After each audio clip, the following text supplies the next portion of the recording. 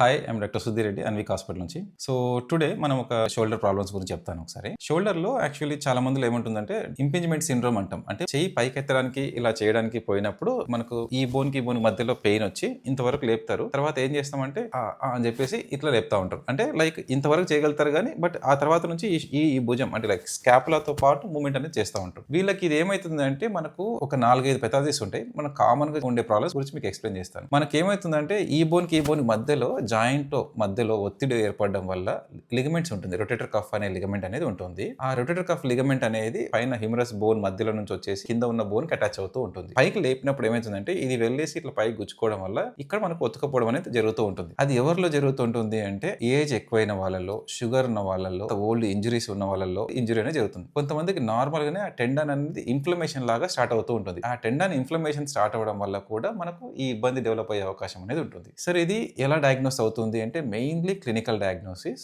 తర్వాత x ray radiological diagnosis లో కూడా చాలా వరకు తెలిసిపోతుంది. ఎక్స్రేలో ఏం తెలుస్తుంది అంటే అక్రిమియన్, ఆ పైన ఉండే బోన్ అనేది కొంతమందికి నార్మల్ షేప్ లో ఉండకుండా కొంతమందికి కింద టైప్ 2 అక్రిమియన్, టైప్ 3 అక్రిమియన్ ఇట్లా కొన్ని ఉంటాయి. బేసికల్ అంటే షేప్ అనేది చేంజ్ అవ్వడం వల్ల ఈ బోన్ మధ్యలో ఉండే గ్యాప్ అనేది తగ్గి ఈ నరంని కంప్రెస్ చేస్తూ ఉంటుంది. ఈ కంప్రెస్ అవ్వడం వల్ల మనకి ఇట్లా చేయి పైకి ఎత్తినప్పుడు ఇక్కడ ఈ లిగమెంట్ అనేది ఈ బోన్ మీద ఉతకపోయి మనకు పెయిన్ అనేది వస్తూ ఉంటుంది. సో వీళ్ళకి ఏమైతుందంటే మూమెంట్స్ రెస్ట్రిక్షన్, అంటే మనకి ఇంతవరకు లేపుతారు కానీ ఆ ఓవర్ హెడ్ అబ్డక్షన్ అంటే ఎప్పటికైనా సరే ఇంతవరకే లేస్తుంది, ఇంతకైనా పైకి లేవట్లేదు అన్న వాళ్ళకు సమ్ ప్రోటోకాల్స్. మెయిన్ గా వీళ్ళలో ఏంటి అంటే ఫస్ట్ మెడికేషన్ ఇచ్చి తర్వాత ఎక్సర్సైజ్ చేయమంటారు. ఫిజియోథెరపీ అనేది చాలా ఇంపార్టెంట్. యాక్చువల్లీ ఎక్సర్సైజ్ తో చాలా మందికి మూవ్మెంట్స్ అవన్నీ కూడా కంప్లీట్ గా ఫ్రీగా వచ్చేస్తుంది. ఎక్సర్సైజ్ తో కాని వాళ్ళకు కొన్ని ఇంజెక్షన్స్ అని చెప్పేసి, షోల్డర్ ఆర్థ్రోస్కోపీ సర్జరీస్ అని చెప్పేసి ఇట్లా కొన్ని ఉంటాయి. ఫిజియోథెరపీతో చాలా వరకు ఇంప్రూవ్మెంట్ అనేది వస్తుంది. సో ఒకవేళ ఫిజియోథెరపీ ఎక్సర్సైజ్ చేసిన తర్వాత, మెడిసిన్స్ వాడి చేసిన తర్వాత కూడా కాకపోతే అప్పుడు మేము ఏం చేస్తామంటే రేడియోలాజికల్ పారామీటర్స్, ఎంఆర్ఐ అనేది కూడా చెక్ చేసుకుంటాం. ఎంఆర్ఐ స్కాన్ లో నరం అనేది ఎంత ఒత్తిడి అనేది లోన్ అవుతుంది అని చూసుకున్న తర్వాత దానికి మనము ఎంత కంప్రెషన్ ఉంది, దానికి ఫిజియోథెరపీ అవసరం పడుతుందా, ఒకవేళ జాయింట్ లోపలికి ఏమైనా ఇంజెక్షన్స్ ఇస్తే ఇంప్రూవ్మెంట్ వస్తుందా, లేకపోతే ఆర్థ్రోస్కోపీ సర్జరీతో ఏమైనా ఇంప్రూవ్మెంట్ వస్తుందా అనేది మనం చెక్ చేసుకుంటాం. ఆర్థ్రోస్కోపీ అంటే ఏం చేస్తామంటే it's keyhole surgery. Camera లోపలికి పంపించేసి ఆ నరం ఏదైతే కంప్రెస్ అవుతుందో